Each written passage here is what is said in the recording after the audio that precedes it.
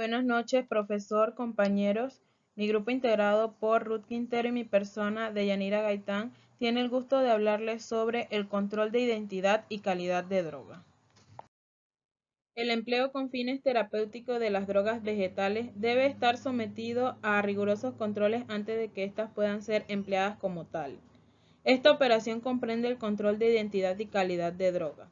La identificación es donde descartando posibles falsificaciones y se realiza fundamentalmente el reconocimiento botánico o por método físico-químico, a través de una serie de ensayos de tipo cualitativo. Y por otro lado, la determinación de su calidad y pureza, que es la verificación de su actividad biológica, así como sus posibles adulteraciones. Los controles de droga básicamente nos permiten asegurar cuál es la identidad de la droga, comprobar su estado de conservación, determinar la cantidad exacta de principios activos en la droga y detectar posibles adulteraciones y falsificaciones. En el control de la calidad y la identidad de la droga se busca saber si la droga sigue siendo pura, si es una droga impurificada o contaminada, si la droga ha sido adulterada, si la droga ha sido falsificada o sustituida y si la droga es fraudulenta. Control de identidad de droga. Ensayos botánicos.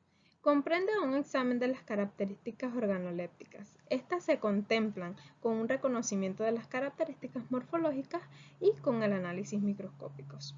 En la determinación de las características organolépticas, esta es a través de los estudios de sentidos, incluyendo el olor, el sabor y ocasionalmente el ruido o chasquido de su fractura o sensación que la droga produce al tacto junto con los morfológicos y macroscópicos. Suelen ser suficientes para identificar la mayoría de las drogas enteras. En esta tenemos el olor. En términos generales son aromáticos, aliáceos, alcanforaceos, desagradables en especies, etc. Hay una planta que cuenta con olores característicos como son la menta, la canela, entre otras. El sabor puede ser dulce, amargo, ácido, salino, astringente, punzante, etc. Hay la existencia de la droga con sabores característicos como la canela y la vainilla. El color, la absorción del color o la observación, por ejemplo, si es o no uniforme, si presenta fragmentos de distintos colores. Determinación de las características morfológicas. Son determinadas en cada órgano que se conocen examinando sus características típicas. No obstante, en cada órgano debemos advertir una serie de caracteres generales que les son propios. En esta podemos ver que los tallos son de tipo leñoso, erectos y rastreros. Sección cuadrangular, acanalada, redondeada, etc. En las hojas, formas de limbo, tipo de nerviación, presencia de pelos o no, textura, superficie, etc. Inflorescencias, disposición de las flores, presencias o no de las brácteas, etc. Las flores, números de piezas de cáliz y de la cólora, disposición de los estándares, números de carpelos, disposición del ovario, etc. En los frutos, los tipos, sus formas, dimensiones, características del pericardio, dehiscencias, etc. En la semilla vemos el tamaño, color, forma, presencia o no de pelos en el tegumento, etc. En la corteza tenemos el color, las tiraciones, arrugas, fracturas, etc. El leño, zona de crecimiento, radios medulares, vasos, fracturas, etc. En los órganos subterráneos, formas, aspecto de la superficie, característica de la corte, transversal, consistencia, etc. En las drogas organizadas tenemos que encontrar sus aspectos, coloración, propiedades organolépticas, etc. Determinación de los estudios microscópicos es indispensable para confirmar la identidad de las drogas cuando los datos morfológicos han sido insuficientes y se desea descartar la presencia de posibles adulteraciones.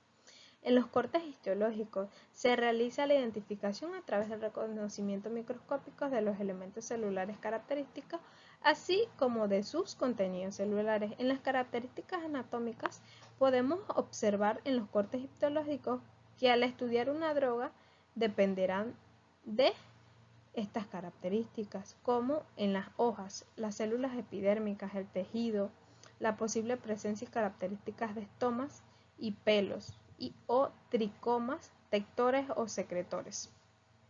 Raíces y tallos. La epidermis, la presencia y la naturaleza de los elementos esclerificados en la parenquima cortical, región pericíclica, las características del leño. En la corteza, las características Suber, los tipos de elementos esclerosos y los elementos secretores. En los frutos y semillas, las estructuras del pericardio y tegumento. En las drogas pulverizadas, en estas se encuentran rotas las células excepto paredes lignificadas, desapareciendo la ordenación de los tejidos y encontrándose fragmentos de los distintos tipos de estructuras tisulares, así como de contenido celular. Ensayos físico-químicos cualitativos. Determinación cualitativa de sus principios activos. Las reacciones de identificación son tres: reacción de coloración y precipitar. Se trata de las reacciones simples que actúan como identificador de específicas de algún principio activo. Las reacciones a veces tienden a tener un interés limitado o no son aplicables a todas las drogas debido a que su interferencia, que pueden ser observadas con sustancias químicas muy parecidas a aquellas que se pueden pretender identificar. Estos ensayos son muy útiles debido a su sencillez y se realizan directamente sobre el extracto de la planta, que suele ser el extracto alcohólico, por ser el más apropiado para detectar la presencia de principios activos muy importantes. En la fluorescencia, la luz rica en longitudes de ondas cortas es muy activa en cuanto a la producción de fluorescencia, tal como sucede con la luz fuertemente ultravioleta, que produce fluorescencia en muchas sustancias que no dan fluorescencia visible a la luz natural. En la microsublimación suele realizarse con principios activos fácilmente sublimables, antraquinonas o alcaloides. El estudio de las constantes cristalográficas, la determinación del punto de fusión y la producción de determinadas reacciones coloreadas características de cristales formados sirven para la identificación de la droga. Análisis cromatográfico. Se pueden decir que todas las técnicas cromatográficas se basan en el mismo principio, la separación de las sustancias presentes en una mezcla dada entre dos fases. Una permanece fija, fase estacionaria, que puede ser sólida o líquida, mientras que la otra eluye a través de la primera, fase móvil, y que puede ser un líquido o un gas, o la combinación de ambos. Esto permite distinguir entre dos sistemas cromatográficos. Este sería el de absorción o el de participación. Algunas técnicas cromatográficas utilizadas para el análisis son cromatografía de absorción, cromatografía de participación, cromatografía en papel y en capa fina, cromatografía gaseosa y cromatografía líquida de alta resolución. La electroforesis se basa en el transporte de sustancias cargadas en un campo eléctrico. Control de calidad de droga. Ensayos físico-químicos cuantitativos. Tenemos los ensayos generales, que el primero sería la determinación de humedad. Para la determinación de agua en drogas vegetales se emplean tres métodos: el método gravimétrico, que es la desecación; el método azeotrópico, que sería por destilación con tolueno; el método volumétrico, que sería el Carl Fisher, El primer método, el gavimétrico, técnicamente es el más simple y rápido, pero no es aplicable cuando la droga contiene sustancias volátiles. El segundo método es la determinación de cenizas.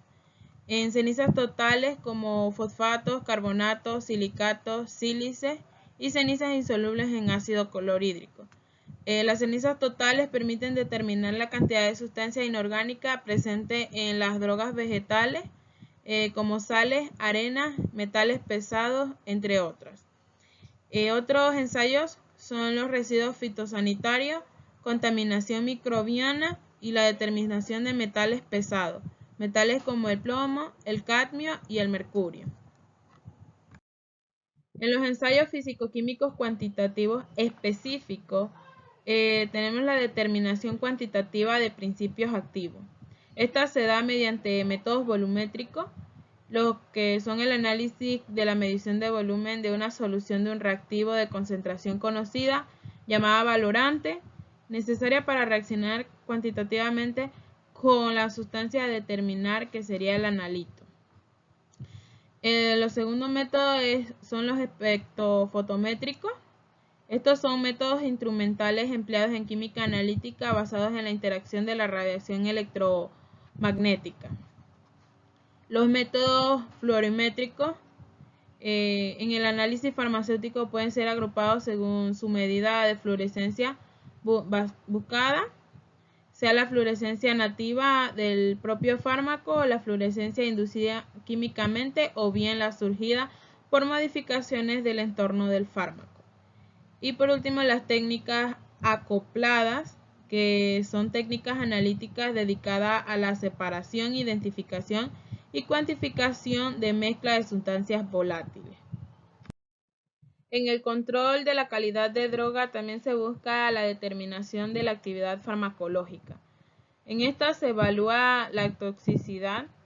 Tenemos la toxicidad aguda de una sustancia química, que se refiere a los efectos adversos que se manifiestan tras la administración por vía oral o cutánea de una sola dosis de dicha sustancia, o dosis múltiples administradas a lo largo de 24 horas, o como consecuencia de una exposición por inhalación durante 4 horas.